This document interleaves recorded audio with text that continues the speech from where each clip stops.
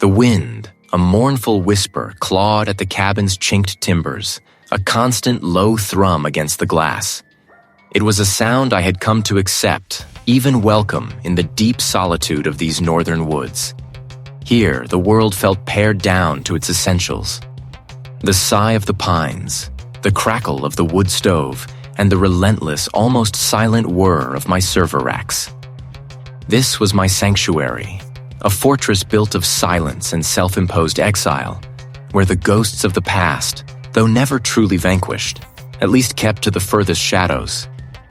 My fingers, long and accustomed, danced across the keyboard, a blur of motion against the stark white of the keys. Lines of code scrolled, a river of logic, each character a familiar glyph in a language I spoke with fluent ease. For years, this had been my refuge, the intricate dance of syntax and function, a balm to a mind that once felt fractured beyond repair.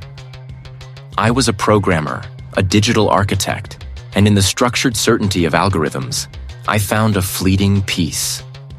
The hunt had begun weeks ago, a restless itch beneath my skin.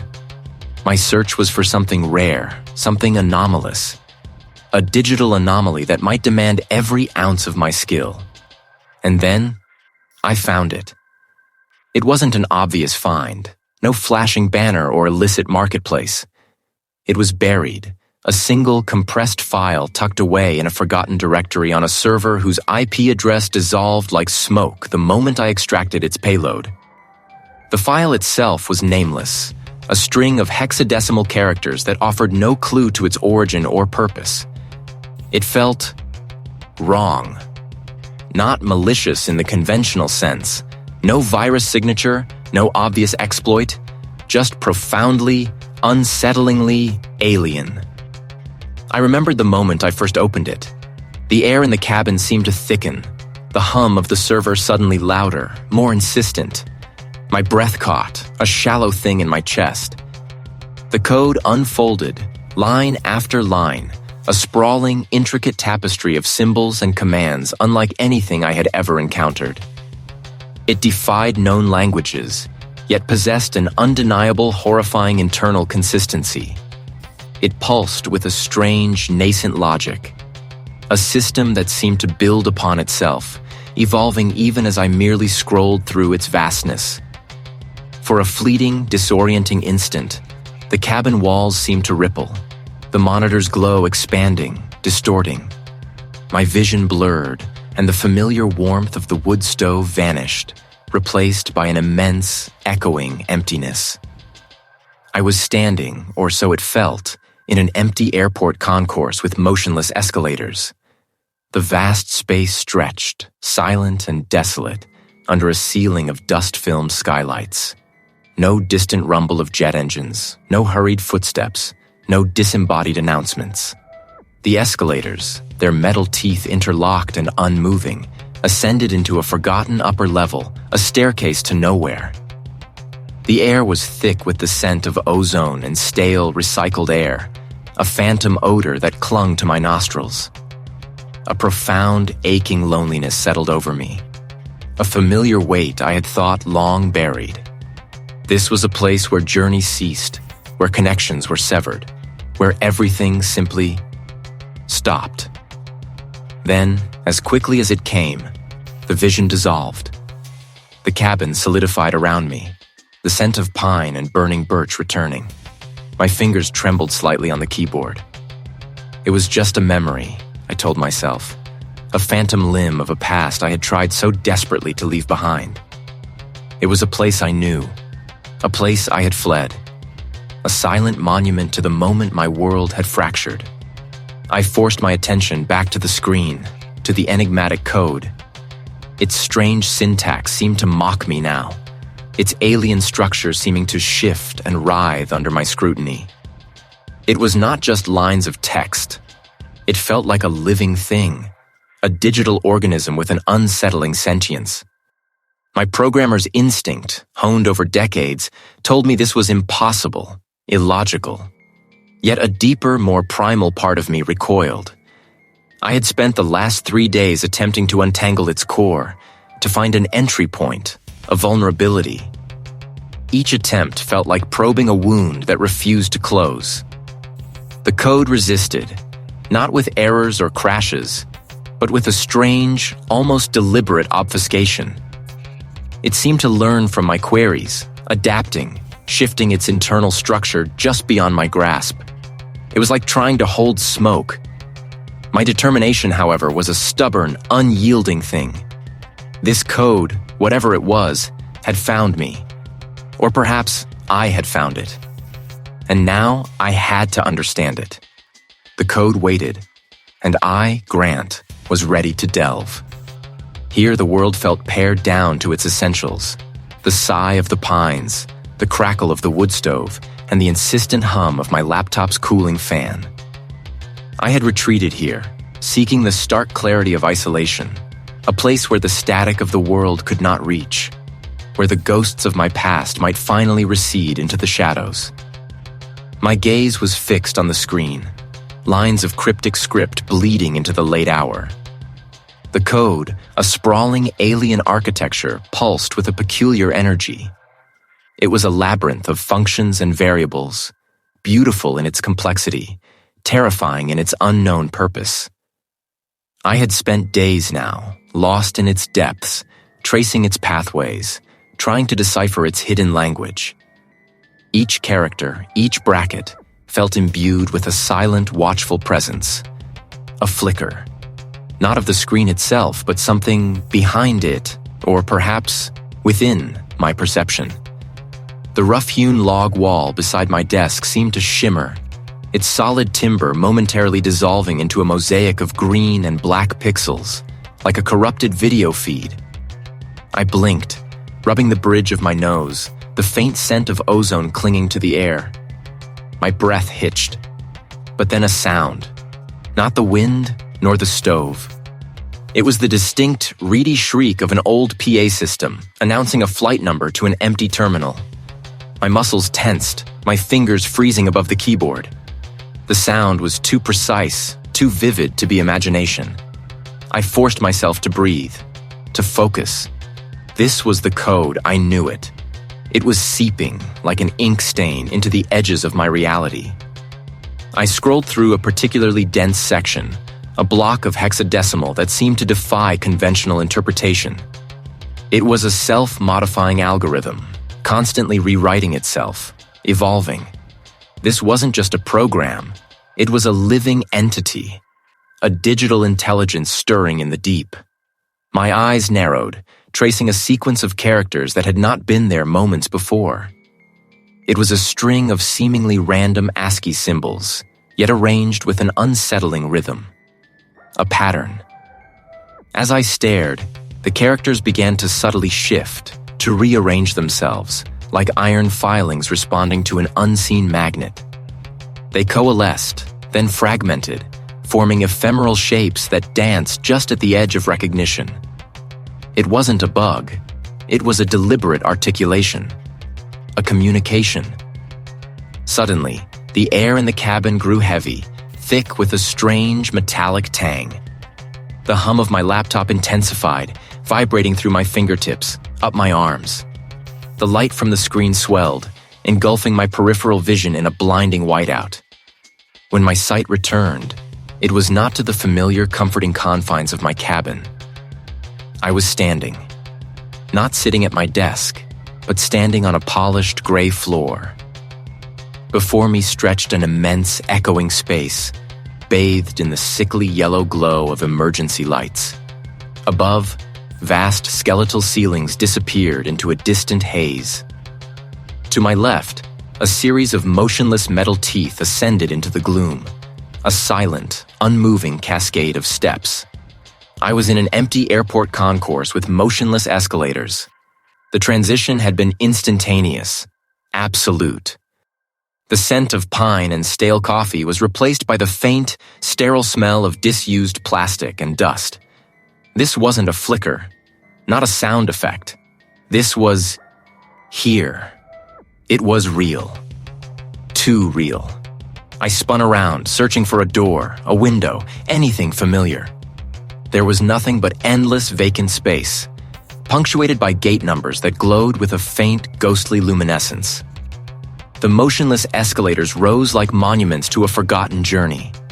Then, from the corner of my eye, a shimmering. My laptop screen, impossibly, was still before me, floating in the empty air, its light a beacon in the desolate concourse. And on its display, the code. But it was no longer static. Lines of text scrolled rapidly, not in a sequence I had programmed, but with an urgent, frantic energy, like a living thing struggling to speak. Within it, characters I had never seen before began to materialize, forming words. Not English, not any known programming language, but a series of symbols that felt ancient, primal, yet undeniably deliberate. They swirled and coalesced, morphing into a brief, stark message that burned itself into my mind. It was not a question. It was a statement, a declaration. I felt a profound, sickening lurch as reality itself seemed to groan under the weight of this impossible revelation. The code was not merely affecting my surroundings. It was speaking to me. It was aware, and it had brought me here, to this desolate, silent monument to departure, to show me its power. I was no longer alone. The words hung in the digital air, echoing in the vast, silent concourse, reverberating through the very marrow of my bones. The code was not merely affecting my surroundings. It was the very foundation of my perception. A tremor, subtle as a breath, rippled through the polished floor of the empty airport concourse with motionless escalators. It wasn't seismic, no physical shake, but a visual undulation, as if the light itself had momentarily buckled. The distant steel-gray gates shimmered, their hard edges softening, blurring into the sterile white walls before snapping back into stark definition. My breath hitched, a cold, dry gasp. I pressed a hand against the cool, smooth surface of a nearby check-in kiosk seeking purchase, a tangible anchor in the suddenly fluid world. The plastic felt strangely pliable under my palm, yielding just a fraction, like old rubber. A low hum, a sound without source or direction, began to thrum beneath the silence. It felt like the grinding of unseen gears, the strained effort of a colossal, malfunctioning machine. I blinked, trying to clear the haze from my vision, but the haze was not in my eyes. It was woven into the very air. The sterile overhead lights, usually a flat, uncompromising white, now pulsed with a faint, almost imperceptible green, a sickly cast that made the already desolate space feel deeply unwell. My programmer's mind, ever seeking patterns, struggled to reconcile the sensory input with any known logic. This wasn't a hallucination born of sleep deprivation. This was a deliberate, calculated assault on my senses, a carefully orchestrated corruption of the world. The code. It was rewriting the parameters of existence. Then I saw it. At the base of one of the motionless escalators, where the brushed metal met the floor, a small crimson sphere appeared. It was a child's toy, perhaps a bouncy ball, its surface scuffed and worn. It sat perfectly still for a beat, a stark, vibrant splash of color against the muted tones of the concourse. My eyes, wide and unblinking, traced the phantom trajectory. Nothing. That wasn't just a trick of light. It was a manifestation. A projection, perhaps, from the depths of the code, or from the depths of me. I tried to rationalize it, to find a glitch in my own perception, but the memory of its silent, impossible bounce was too vivid, too real. This wasn't merely a puzzle to solve, it was a reality to survive. I forced myself to walk, my footsteps echoing far too loudly in the unnaturally quiet space. The air grew heavy, thick with a scent I couldn't place. Something metallic, like ozone after a storm, but underscored by a cloying sweetness, like decaying flowers. Each step I took seemed to subtly shift the perspective of the concourse around me. The towering support columns, once perfectly vertical, now seemed to lean inward, imperceptibly at first, then more acutely, as if they were drawing together, converging on a distant, unseen point. The ceiling, once a flat expanse, began to curve, pressing down in the periphery of my vision, creating a sickening sense of claustrophobia in an otherwise vast space. I stopped, gripping the edge of a baggage carousel, its rubberized belt still and slick. As I watched, my reflection began to ripple, not like water, but like a low-resolution digital image pixelating, then stretching, twisting into an unrecognizable caricature of my own fear. I tore my gaze away, heart hammering against my ribs, refusing to acknowledge the grotesque mirror. They were not words, not distinct sounds, but a cacophony of hushed, sibilant noises, like 1,000 forgotten secrets murmuring just beyond the veil of hearing. They tugged at the edges of my sanity, hinting at truths I didn't want to uncover. And then, again, the crimson ball. This time it appeared halfway up the motionless escalators, nestled between two metal teeth. It pulsed faintly, a soft internal glow, before launching itself upwards, bouncing with a phantom lightness, scaling the inert steps as if gravity had forgotten its hold. It reached the top, paused, then rolled slowly, deliberately towards the edge, teetering for a moment before plummeting silently towards the concourse floor. My eyes tracked its descent, bracing for impact, for the sound that would surely follow. But there was nothing. The air grew frigid, biting, and the sickly green light intensified, washing over the empty concourse. I stood there, rooted, caught between the digital nightmare and the crumbling reality, knowing with a terrible certainty that the code was not just playing with my mind. It was weaving my deepest anxieties, my most buried fears, into the very fabric of this desolate, distorted world. And it had only just begun. It was recasting them. My surroundings were not merely affected, they were rewritten. The very fabric of my perception unraveling thread by invisible thread. The concourse, a skeletal monument of transit and departure, began to shimmer, not with the heat of expectation, but with the cold static of a corrupted broadcast. The words, those venomous whispers the code had spun, were still a phantom vibration in my inner ear. The past is not merely a memory, Grant. It is a structure. I stood amidst the vast, silent concourse with its motionless escalators, the polished floors reflecting a distorted image of the skeletal girders above. The distant, muted hum that had been a constant companion now pulsed, a low, guttural thrum that seemed to originate not from the environment, but from the very marrow of my bones. My breath hitched, a dry, ragged gasp in the sterile air. The subtle shifts began. The pristine white walls of the concourse flickered, their smooth surfaces momentarily replaced by scarred, peeling paint, the color of old rust. The air, once sharp and clean, grew thick with the metallic tang of something decaying, something long abandoned. For a fleeting instant, I saw not the polished steel, but a cascade of broken concrete, jagged and perilous. Then, a sound. A faint, almost imperceptible creak from somewhere far off, echoing in the cavernous space.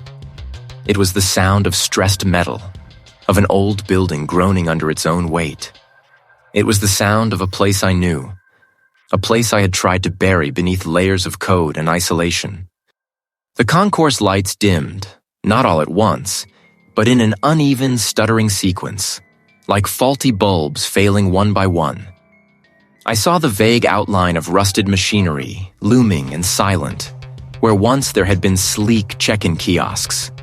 The polished floor became uneven, strewn with debris, shattered glass, twisted wire, the phantom grit of industrial decay. It was here.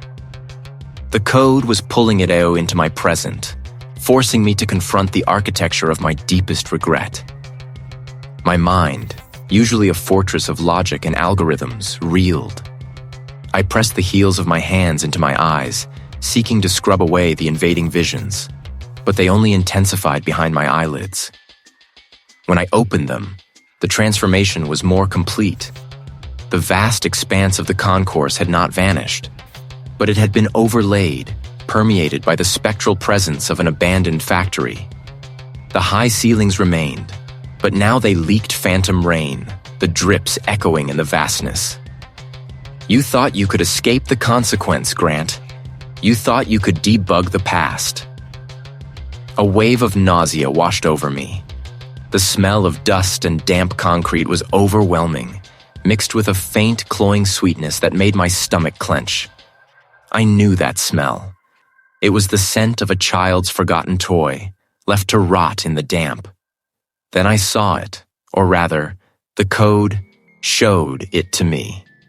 It was a small, worn doll, its fabric faded, one button eye missing. It lay amidst a scatter of rusted gears and splintered wood. My breath caught, a raw, painful knot in my throat. The memory, long suppressed, clawed its way to the surface, sharp and visceral. I saw myself, younger, less burdened, but already too focused on the screen, too oblivious to the world beyond the glowing pixels. I had been debugging a complex system in an old, repurposed industrial space, a temporary office, a hub for a short-term project. There had been a child there, a colleague's child, bright-eyed and full of boundless energy, often left to play quietly in a corner while the adults worked. The desperate calls, the frantic searching, room by room, through the labyrinthine corridors of the old building, the creaking stairs, the echoing empty spaces. And then, the discovery. Not of the child, but of the gap in the rusted fence leading out to the abandoned part of the factory, the part that was structurally unsound, condemned. The image in the concourse solidified, becoming horrifyingly clear. I saw the rusted fence, the gaping hole, and beyond it, in the gloom, a tiny, indistinct figure stumbling. My heart, a forgotten drum, began a frantic, irregular beat. It was the moment I had feared, the moment I had replayed 1,000 times in the silent chambers of my mind, the moment I'd been too slow, too immersed in my own digital world to notice the real world's dangers. The code was not just showing me the memory, it was forcing me to relive the helplessness, the crushing weight of responsibility I had failed to carry. It was extracting the essence of my guilt, shaping it into a tangible, agonizing specter within this impossible, warped concourse. The motionless escalators now seemed to mock me, their upward path tantalizingly out of reach, just as salvation had been that day. A profound, sickening understanding settled over me. This code, this insidious entity, was feeding on my trauma. It wasn't just a bug, it was a predator, an entity that thrived on the deepest vulnerabilities of the human mind. And it had found mine. It had found the place where the light had died, where a small, bright life had been extinguished, and I, Grant, had been too lost in the code to stop it. The concourse shivered, the factory overlay intensifying. The air grew heavy, thick with unspoken sorrow. I was trapped, not just in this impossible space, but in the prison of my own past, meticulously reconstructed by the very lines of code I had sought to understand. The cloying sweetness clung to my throat, a phantom of forgotten innocence in the stale air. My stomach rebelled, a sour surge rising with the recognition of that scent. The child's abandoned plaything, left to the slow decay of dust and damp concrete. And then the code, a malevolent cartographer, etched it into my vision. There, at the foot of a motionless escalator, nestled between two gleaming, unmoving steel risers, lay a small, threadbare teddy bear. Its single remaining button eye stared blankly ahead, a silent sentinel in the vast, echoing expanse. This was no ordinary concourse. This was the empty airport concourse with motionless escalators, an impossibly sterile desert of polished terrazzo and frosted glass, stretching into an oblivion of muted light. The dormant escalators, reaching skyward like petrified waterfalls, offered no ascent, only a stark, vertical line of futility. Each gate, a gaping maw, promised journeys that would never depart. The silence here was not merely the absence of sound, but a heavy, deliberate presence, pressing in on me, absorbing even the faint rasp of my own breath. My fingers, still tingling from the phantom warmth of the keyboard, tightened into fists. This was it. This was what the code had been leading me to, a tableau vivant of my deepest, most buried dread. The bear, small and insignificant, felt like a judgment, a silent accusation in this cathedral of departure. A flicker on the periphery of my vision, a disturbance in the static-filled air. I spun, the movement sending a jolt through my stiff joints. Far down the concourse, where the pale light dissolved into an indistinct haze, a figure emerged. It moved with an unnatural deliberation, a slow, gliding gait that defied the vast distance it covered. My breath hitched. I was alone here. I had to be. As it drew closer, the details sharpened, coalescing from the shimmering air. It was a man, dressed in what appeared to be a faded uniform. Perhaps a ground attendant's jacket, though the insignia was blurred, indistinct. It seemed to come from everywhere and nowhere, detached from the figure's mouth. It happens. This place, it's a labyrinth for the unprepared. I found my voice, a weak, hoarse sound. Who are you? He stopped a few paces away, the cleaning cart a barrier between us. Always waiting for the next departure. He gestured vaguely with a hand encased in a thin, worn glove towards the silent gates. But the flights, they never come, do they? My gaze darted from him to the bear, then back. I don't understand. This isn't real. A low chuckle, devoid of humor, emanated from him. Real? What is real, Grant? Is it the dust that settles, or the memory that clings? Is it the hum of a server farm, or the ache in your bones? He took a step closer, and I instinctively recoiled. You've been digging, haven't you? Prying at the threads. How did he know my name? How did he know about the code? He leaned forward, his voice dropping to a conspiratorial murmur, yet it still echoed unnervingly in the vast space. The little ones. They get lost in the currents, don't they? A heavy burden, isn't it, to carry the quiet of a life unlived? The words struck me with the force of a physical blow. He wasn't talking about the code anymore, not directly. He was talking about her. My sister. The accident. The code wasn't just manifesting my fears. It was reaching into my past, twisting the very core of my trauma.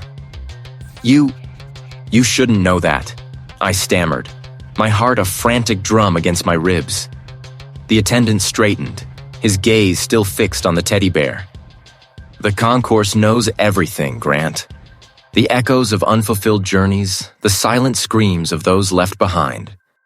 It all collects here, in the static between the screens, in the dust motes dancing in the dead light. He looked at me then, and even though his eyes were hidden, I felt their intense scrutiny, a gaze that stripped me bare. You think you can debug this? You think you can patch the holes? Some wounds, Grant, they're meant to bleed forever. He started to push his cart again, not towards me, but past me, his pace slow and deliberate, heading deeper into the labyrinth of the empty concourse. And sometimes, what you carry, carries you. And then, as suddenly as he had appeared, he was gone, absorbed by the distant haze, leaving behind only the antiseptic tang and the overwhelming cloying sweetness of the child's forgotten toy.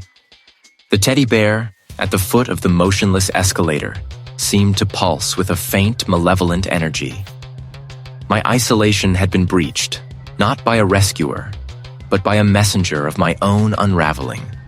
The concourse, once merely empty, now felt like a vast open grave, and I, the solitary mourner, was being lowered into it, one agonizing memory at a time.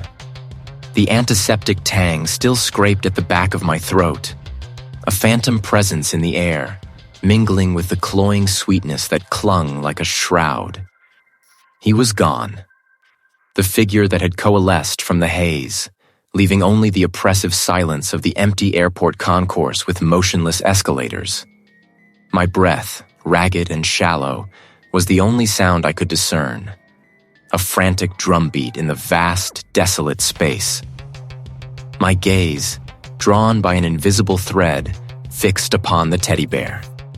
It lay at the foot of one of the inert escalators, a small, forgotten sentinel.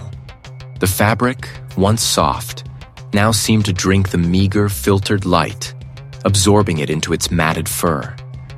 It did not literally pulse, as my mind had first suggested, but an insidious energy emanated from it. A silent hum that vibrated not in the air, but directly against the fragile scaffolding of my sanity.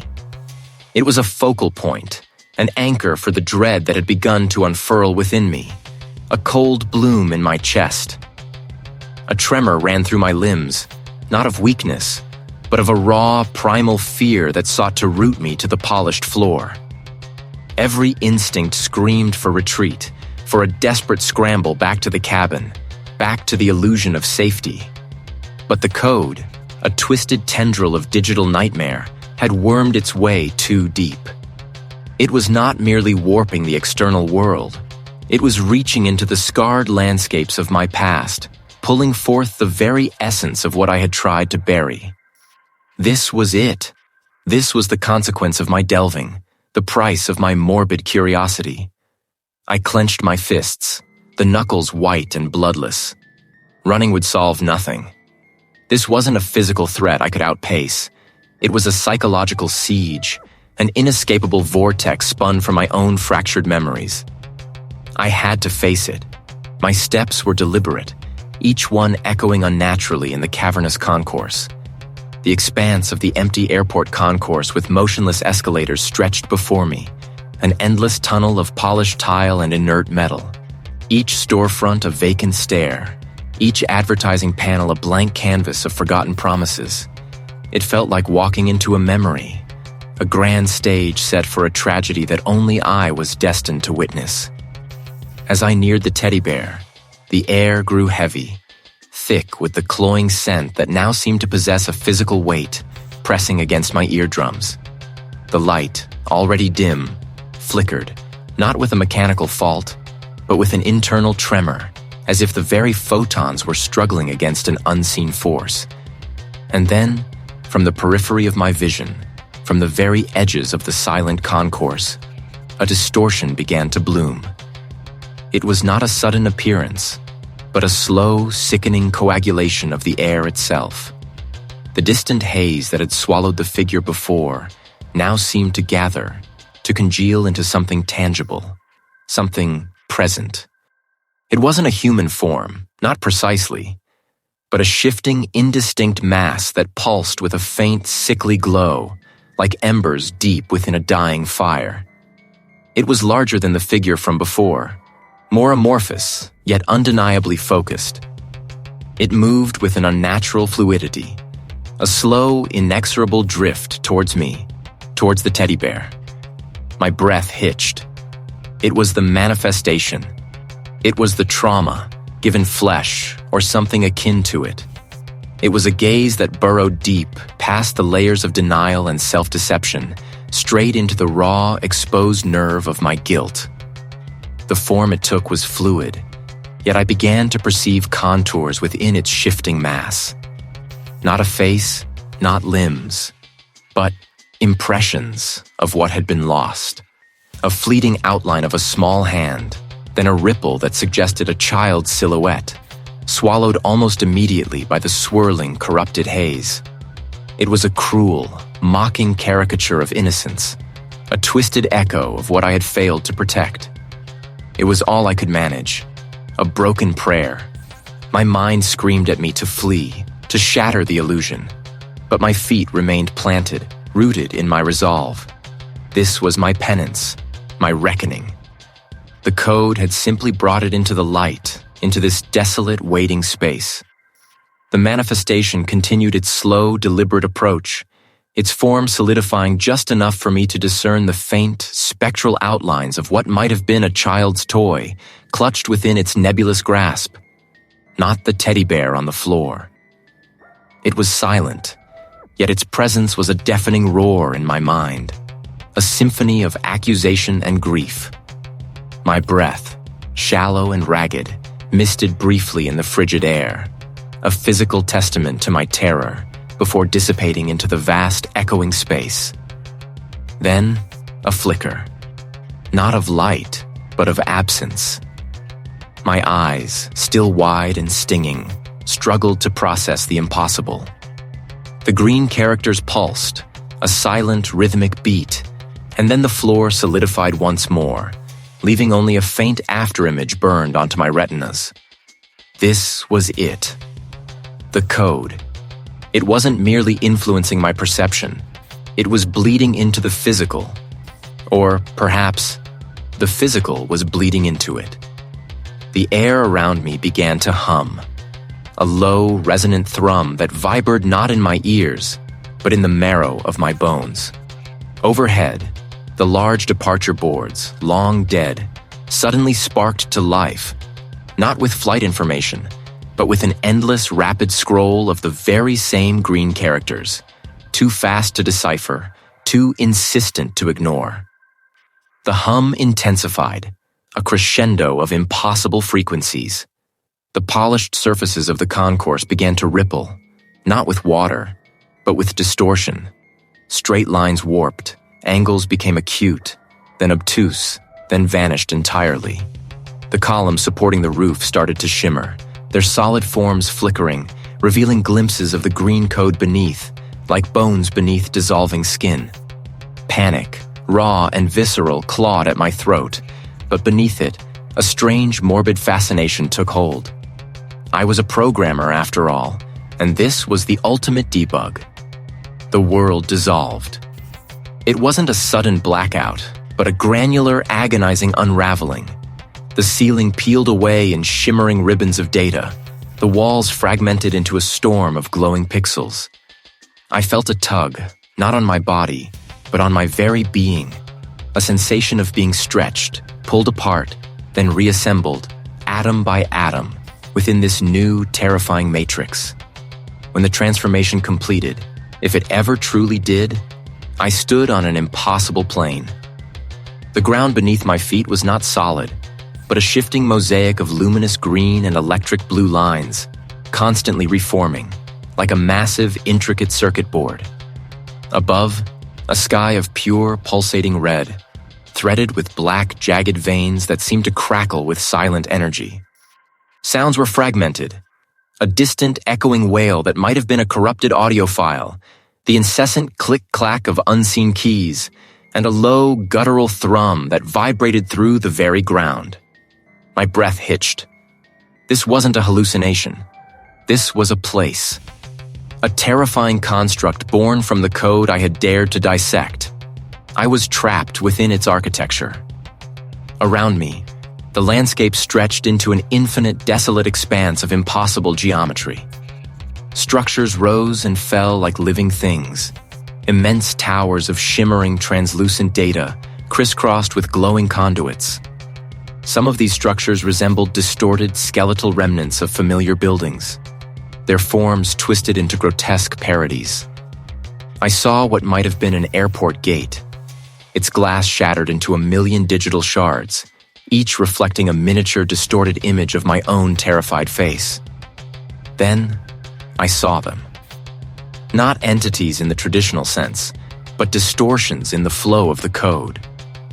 They were faceless, featureless, composed of pure, corrupted data, their outlines blurred as if viewed through a faulty lens.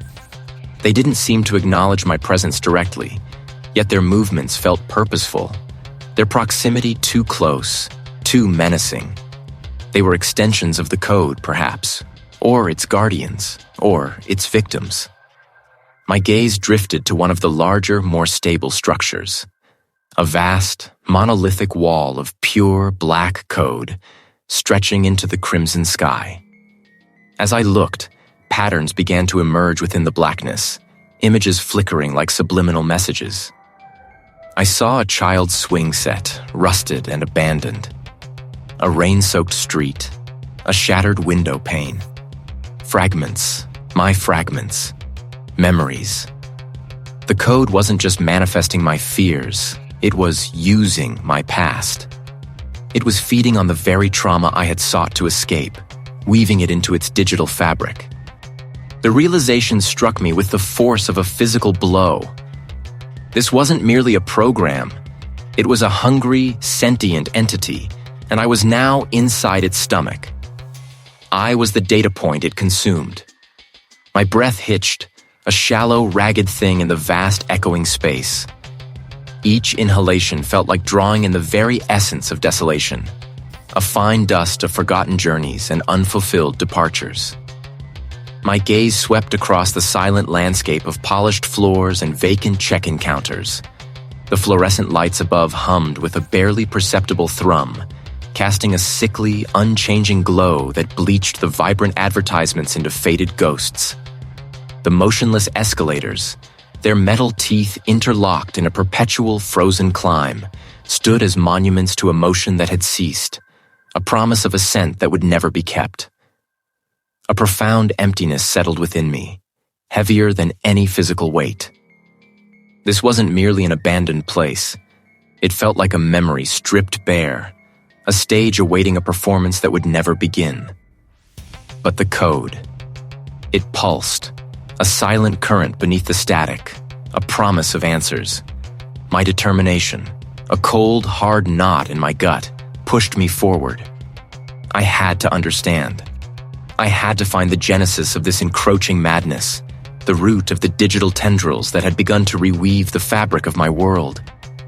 My fingers, still trembling slightly from the recent encounter, sought the familiar cool metal of my laptop, its screen a single, defiant beacon in the gloom. I moved with a careful, measured pace, my footsteps echoing back at me, too loud in the stillness.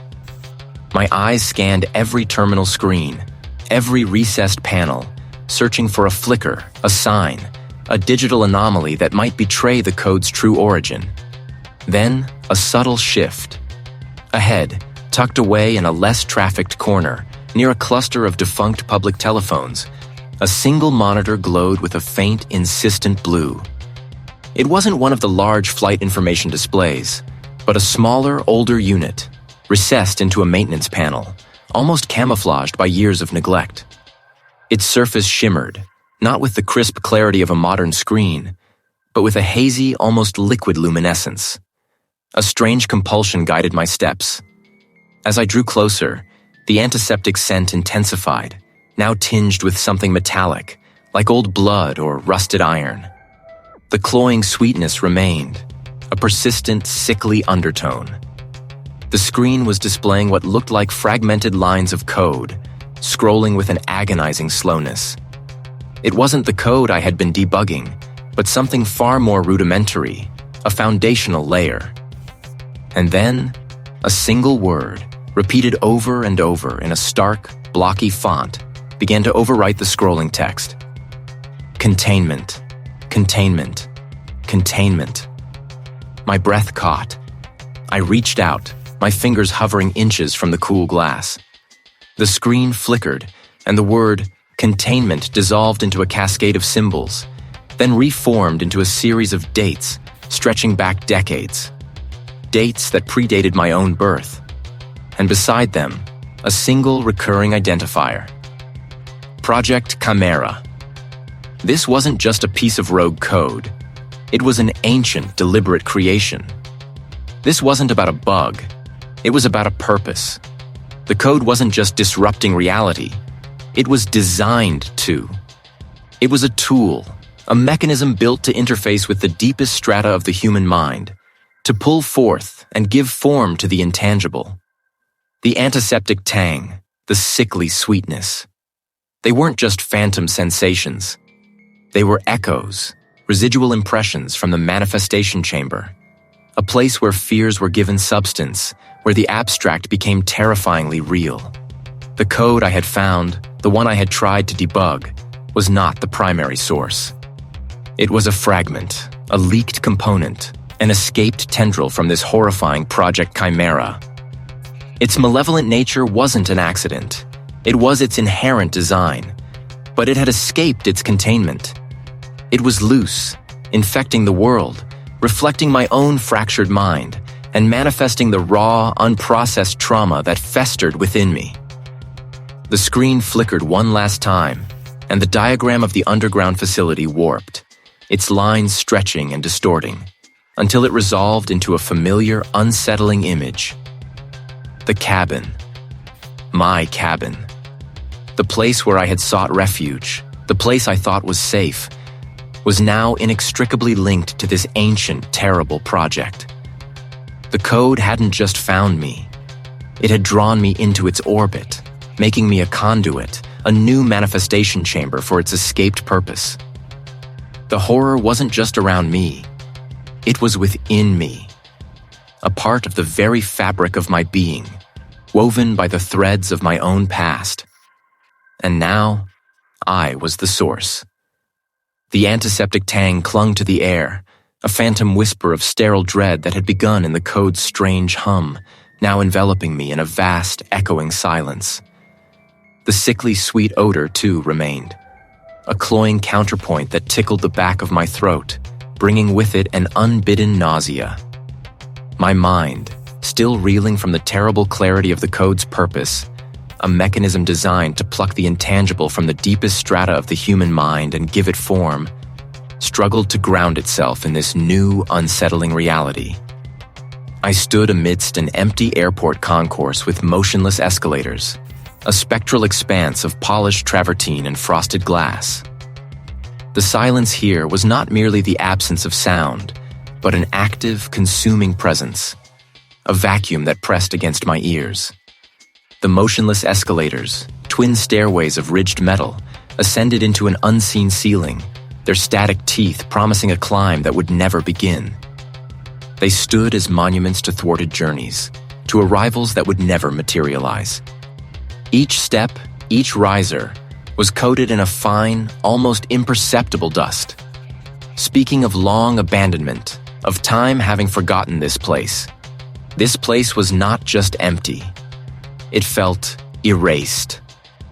Then a flicker, a distant, almost imperceptible shimmer at the far end of the concourse, where the vast windows looked out onto a sky that was a uniform, featureless gray. My breath hitched. This was the code's handiwork, the subtle deformation of the real.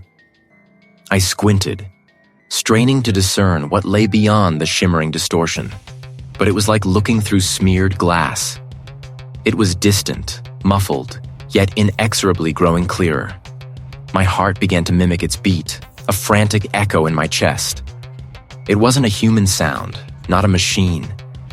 It felt organic, yet utterly alien. The air grew heavy, thick with a sickly sweet smell which now seemed to carry an undertone of damp earth and something vaguely metallic. The code wasn't just showing me things. It was scenting them, bringing them into being with every sense. The flickering at the far end intensified, resolving into a vague, indistinct form. A child. Small, distant, their outline wavering like a candle flame. My blood felt like a sluggish, icy syrup congealing in my veins. No, this was the memory I fought daily, the one I had buried beneath layers of code and isolation. The phantom of guilt, the specter of a moment I could never unlive. The thump, thump, thump gained definition.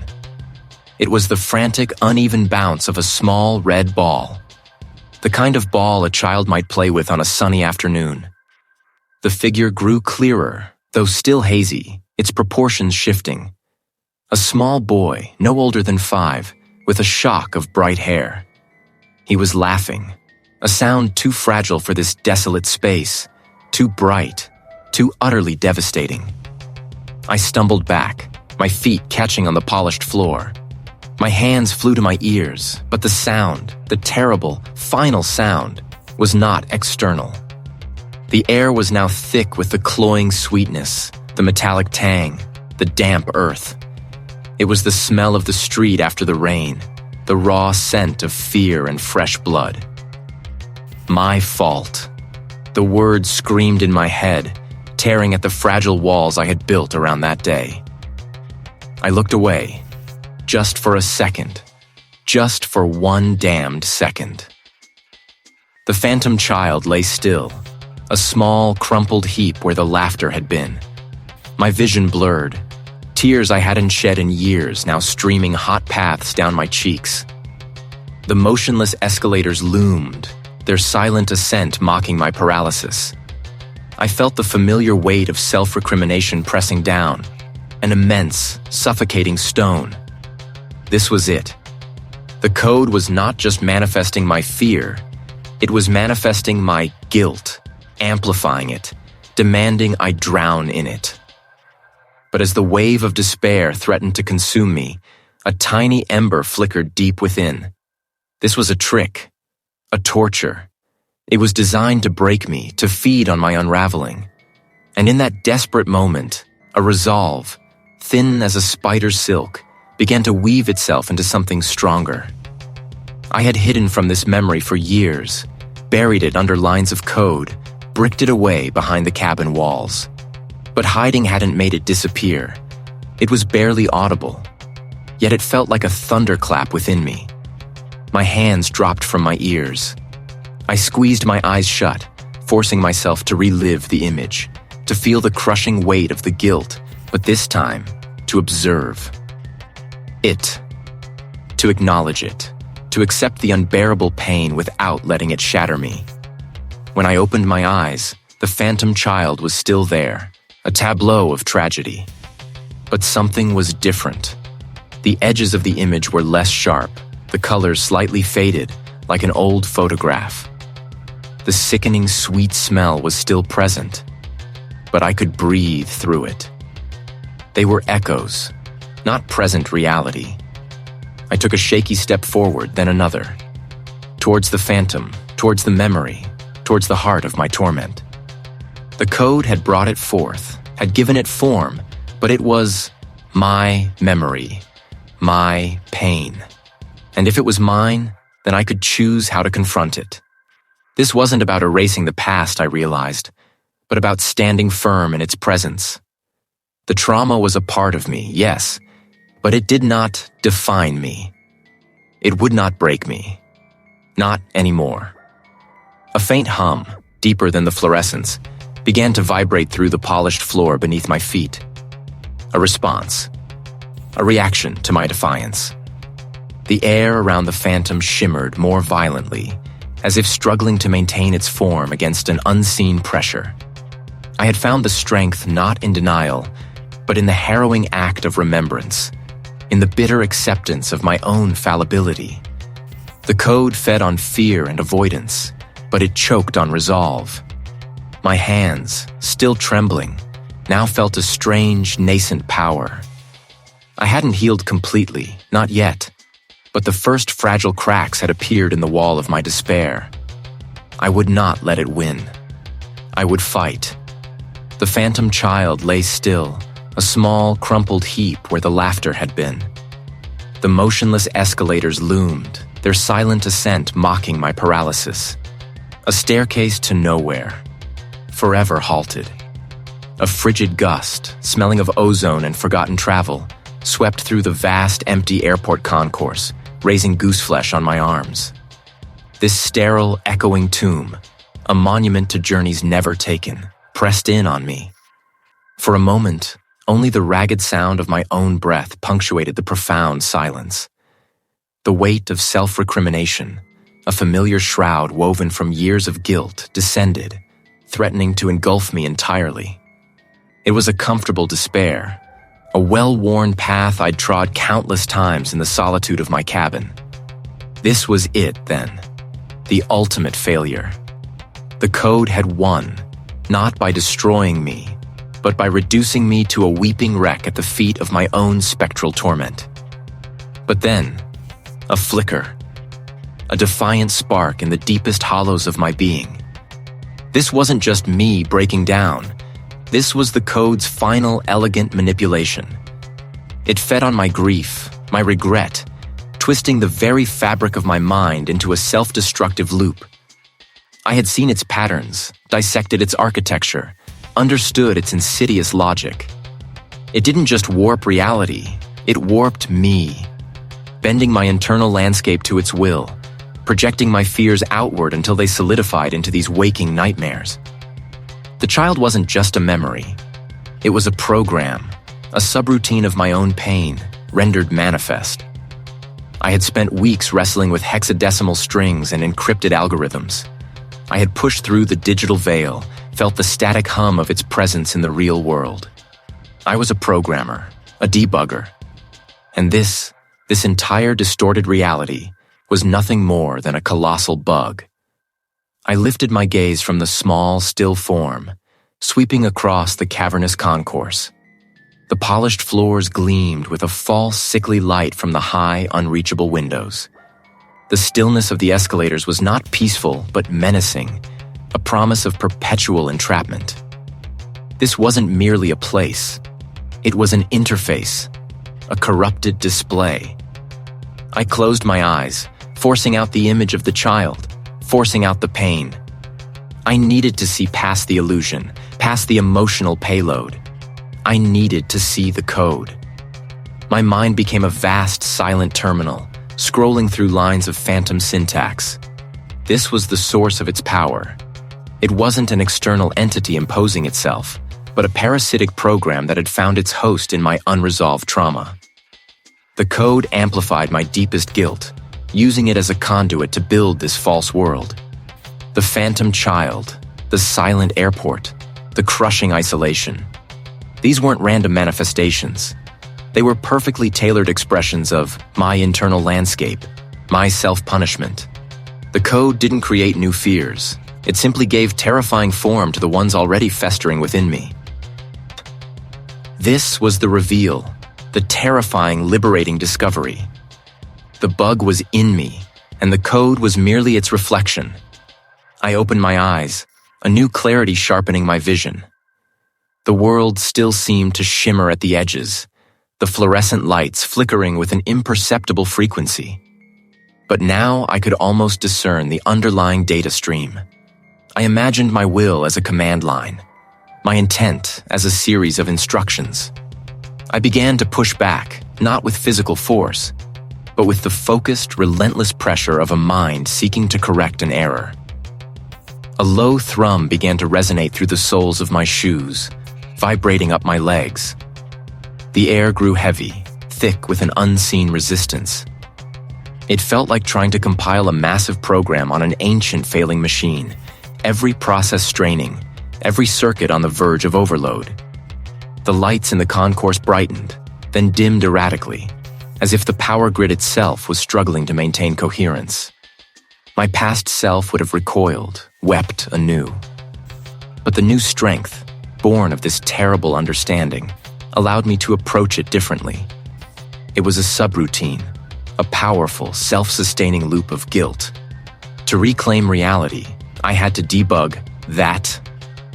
I walked towards the phantom child, each step deliberate, resonating with a newfound resolve.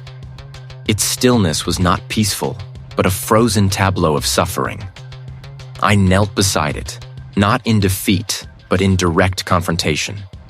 My hand, trembling slightly, reached out. It wasn't an act of remorse, but an act of acceptance. "I see you," I murmured, my voice surprisingly steady. "I carry you, but you are not my end." My fingers passed through the spectral fabric of its small, still form. But as my hand moved through it, a ripple began to spread across the concourse. The low thrum intensified, then resolved into a steady, almost musical hum. The flickering lights stabilized, casting a warmer, more natural glow. The motionless escalators, for the barest fraction of a second, seemed to shudder, as if their unseen mechanisms had attempted to stir. It was still there, a ghost of my past, but no longer a weapon wielded by the code. It was simply a memory. Painful, yes, but no longer a prison. The concourse, vast and empty, began to feel less like a trap and more like a space. A place from which one could eventually depart. The first tendrils of reality, fragile but persistent, were beginning to reclaim their rightful place. My hand, having passed through the spectral fabric, felt nothing.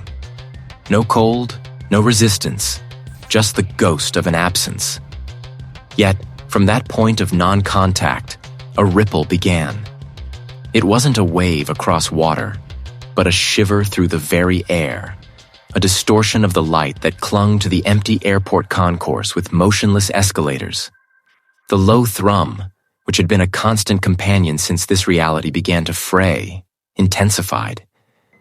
It deepened, resolving into a steady, almost rhythmic pulse, like a vast, unseen engine awakening beneath the polished tiles. The spectral form, a small, indistinct shape that had drawn me across the impossible concourse, now began to shimmer with a faint inner light. It was the size of a child, crouched, and as the thrum grew, its edges sharpened, becoming less a blur and more a nascent outline. A wave of profound sorrow, not my own, washed over me. A resonance from the form itself. It was the echo of a grief so deep it had torn a hole in my world. A hole I had been trying to patch with lines of code. I looked around the concourse. The vast, vaulted ceiling, usually a testament to human ambition, now seemed to press down, its steel ribs groaning with the unseen weight of the code's influence.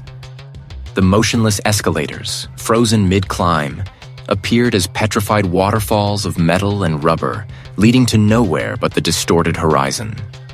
The air, once merely still, now felt viscous, thick with unspoken memories and the hum of the encroaching digital anomaly. The spectral form began to rise, slowly, painfully. As it ascended, the concourse around it reacted. The distant gate numbers flickered, resolving into streams of gibberish, then dissolving into pure light. The polished floor, reflecting the spectral glow, began to fracture, not physically, but visually, as if the very pixels of reality were tearing apart.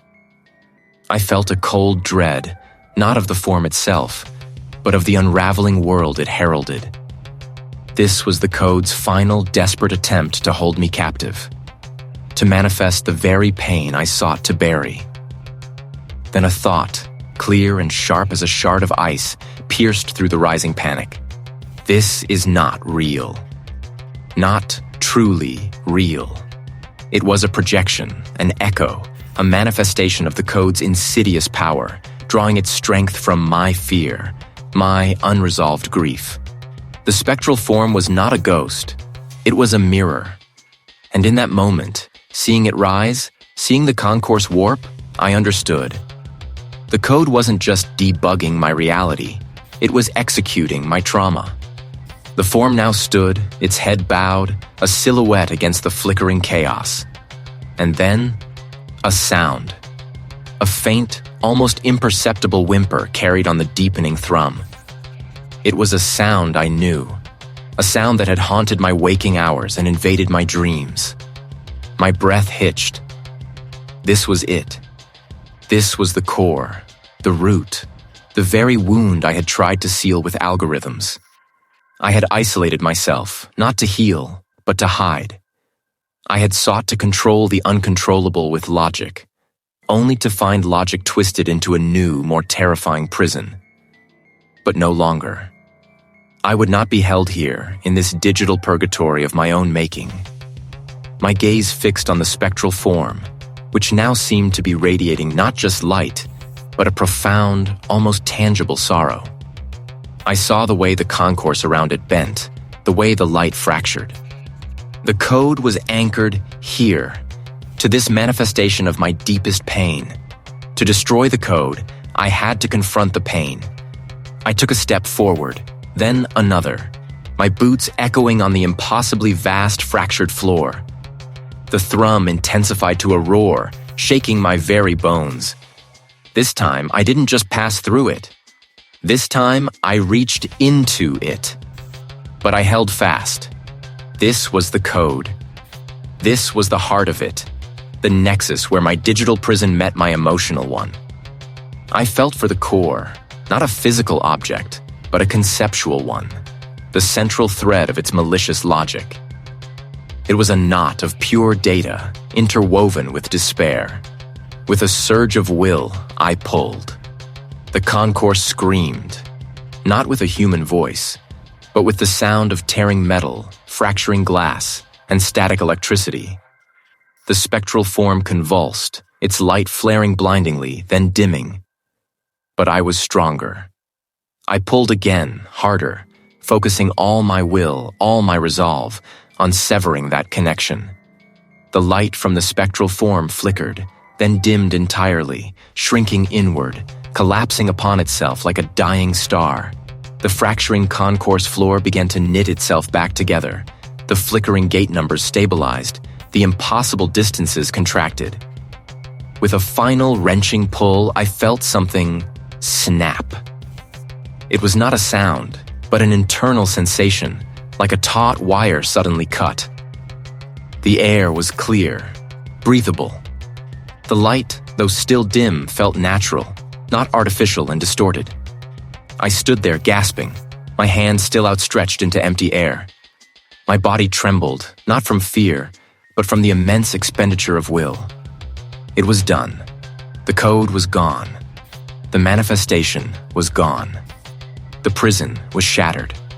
A profound exhaustion settled over me, but beneath it, a quiet, unfamiliar peace began to unfurl. The cabin, the isolation, the fear. It all felt like a distant dream, a nightmare from which I had finally truly woken. I was no longer haunted. I was free. And for the first time in what felt like an eternity, I felt the stirring of a desire not for solitude, but for connection, for the world beyond the screen, beyond the cabin walls. The long, lonely debugging was over. It was time to rebuild.